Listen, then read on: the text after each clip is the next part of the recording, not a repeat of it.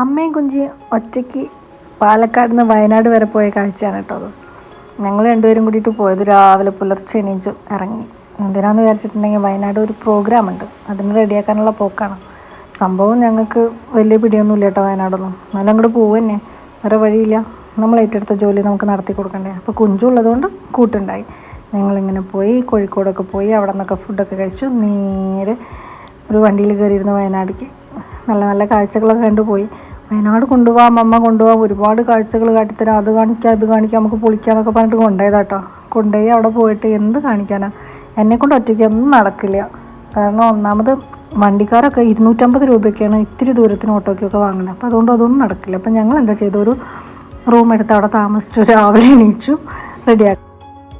ആദ്യമായിട്ട് കുഞ്ചുവിനായിട്ട് ഒറ്റയ്ക്ക് പുറത്ത് പോയതാണ്, ഒത്തിരി ദൂരെ കേട്ടോ ഒറ്റയ്ക്ക് പോയതാണ്.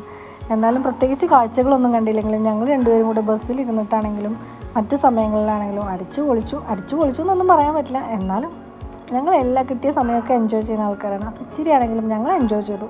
അങ്ങനെ തിരിച്ചിറങ്ങി പോന്നു. വീട്ടിലെത്തുമ്പോഴേക്കും രാത്രി 11:30 മണി.